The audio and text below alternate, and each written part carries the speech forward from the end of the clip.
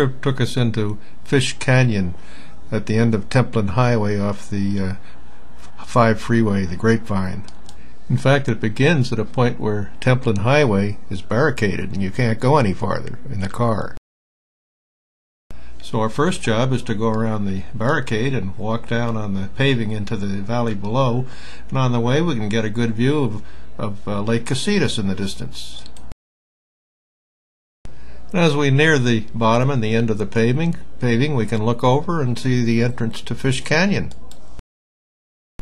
Down where the paving ends, we see all kinds of no trespassing signs on each side of the road. This is a watershed area for the Lake Casitas, and I guess they just don't want anybody messing around with the area. And from here we walk across a bridge over the creek and head for the entrance to Fish Canyon. The road then turns into a dirt road as we head on up into the canyon. As you can see, it's mostly open country, but it does have some very interesting rock formations.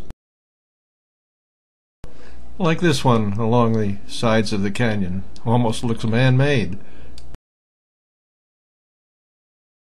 And some of the rock formations almost hang over the roadway,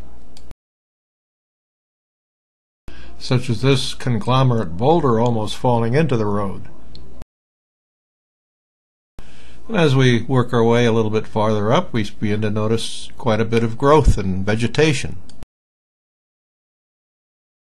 And it continues to get a little bit thicker as we move ahead. And then the canyon begins to narrow down quite a bit, with the stream following alongside the trail. In places, it really looks quite beautiful. And then the topography really starts to broaden out. And we have arrived at Cienega Campground. The Forest Service, unfortunately, is beginning to decommission this as a campground.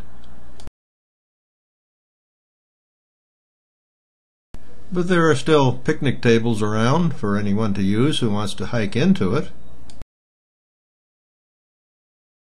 And there are some pretty nice views from this area. This one taken while sitting at one of the picnic tables.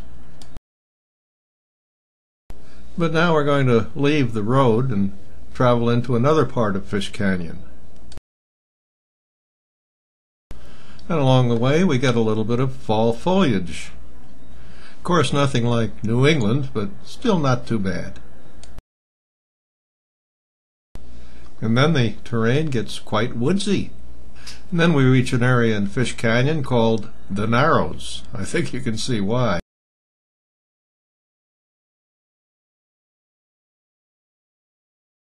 There's really not much of a trail through this area. You just kind of have to work your way through as best you can.